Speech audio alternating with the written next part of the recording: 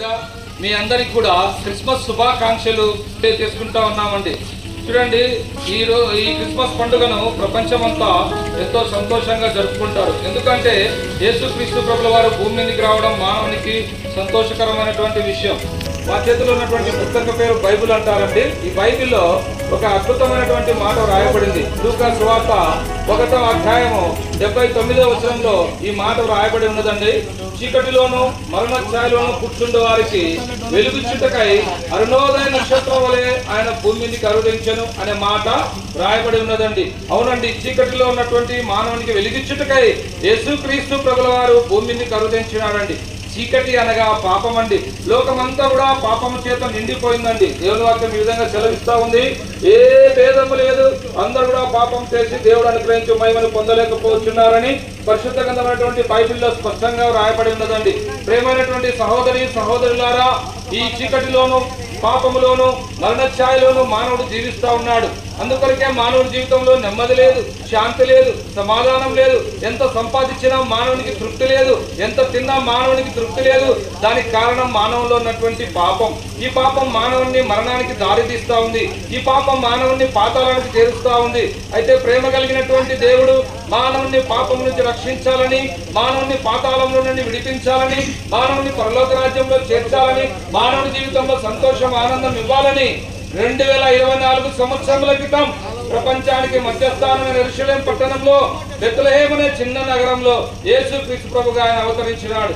ఈ లోకంలో యేసుక్రీస్తు ప్రభుల వారు 33.5 సంవత్సరములు పవిత్రంగా జీవించినాడు. ప్రేమైన సహోదరి సహోదరుడా, ఆ దేవాది దేవుడు, సృష్టికర్త అయినటువంటి దేవుడు, లోకరక్షకుడు అయినటువంటి దేవుడు నినా పాపముల కొరకు ఈ పాప భూయిష్టమైన లోకంలో ఈ పాపల మధ్య సంచరిస్తా వచ్చినాడు. మనందరి పాపములు యేసు ప్రభు శిలువ మీద మోసినాడు.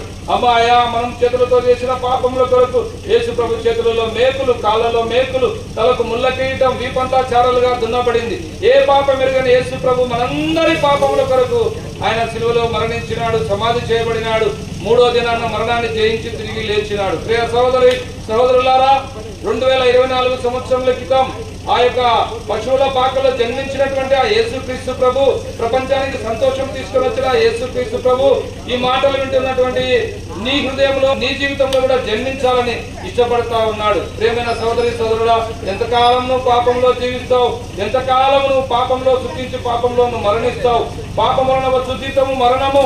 ఈ మరణం నుండి, ఈ నిత్య నాశనం నుంచి యేసు ప్రభుల వారు నిన్ను విడిపించాలని ఇష్టపడతా ఉన్నాడు. కనుక నీకు ఇష్టమైతే యేసు ప్రభు నీ హృదయంలో చేర్చుకో. నువ్వు ఎక్కడికి వెళ్ళాల్సిన అవసరం లేదు, నువ్వేం చేయాల్సిన అవసరం లేదు. నువ్వు ఎక్కడున్నావు అక్కడే యేసయ్యా, నా కొరకు ఈ లోకానికి నువ్వు దిగి వచ్చినావు, నా పాపంలో కొరకు శిలువలో నువ్వు మరణించినావు, తిరిగి లేచినావు, నేను నమ్ముతున్నా ప్రభా, నా పాపం క్షమించు అనే ఒక చిన్న ప్రార్థన నువ్వు చేసుకుంటే చాలు. యేసు రక్తం ప్రతి పాపం నుంచి నిన్ను కడిగి పవిత్రులుగా చేస్తుంది.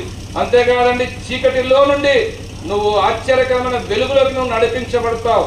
నీ జీవితంలో చెప్పనశక్యము మహిమాయుక్తములైనటువంటి సంతోషాన్ని నువ్వు చూడగలవు. ప్రియ సహోదరి సోదరుడా, అంతేకాదండి, నీ జీవితంలో ఈ లోకంలో దేవుడు అద్భుతంగా నిన్ను ఆశీర్వదించాలని ఇష్టపడతా ఉన్నాడు. అంతేకాదు, ఈ లోకం విడిస్తే పరలోక రాజ్యంలో ఆ దేవునితో ఆ సంతోషకరమైనటువంటి పట్టణంలో నువ్వు ఉండాలని కోరుతా ఉన్నాడు. కనుక సహోదరి సోదరుడా, ఈ మాటలు వింటున్నటువంటి నువ్వు ఎవరివైనా సరే యేసు ప్రభుని సొంత రక్షకుడిగా నువ్వు అంగీకరించి నువ్వు పాపం నుంచి విడుదల పొందాలని ప్రేమపూర్వకంగా నిన్ను ఆహ్వానిస్తా ఉన్నాం. మీరు అనుకుంటా ఉండొచ్చు, ఇది మాకు కాదులే అని.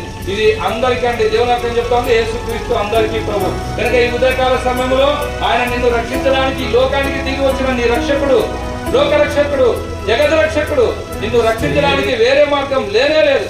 యేసు ప్రభే మార్గం, యేసు ప్రభే సత్యం, యేసు ప్రభే జీవం. ప్రభునేశ్వరుని విశ్వాసం ఉంచండి, అప్పుడు మీరు మీ ఇంటి వారిని గొప్ప ఆత్మరక్షణ, పాప క్షమాపణ, పరలోక రాజ్య రక్షకుడుగాను వచ్చినారు ప్రభా. చీకటిలోను మరణఛాయలో కూర్చుండే వారికి వెలిగించుటకై ప్రభా అరుణోదయ నక్షత్రం వలె భూమిని కరుదించినాడు. ప్రభా, ఈ సత్యాన్ని ఇక్కడ ఉన్న ప్రజలందరూ విన్నారు. యేసయ్యా, నీ చిత్తంలో మేర్పడుతున్న వారిని రక్షించుకొనుము దేవా. ముందుకెళ్తున్న మీ ఆత్మాభిషేకం అనుకరించి మీరే మహిమ పొందమని యేసు ప్రభు నామమున ప్రార్థిస్తున్నాం మా తండ్రి. ఆమేన్.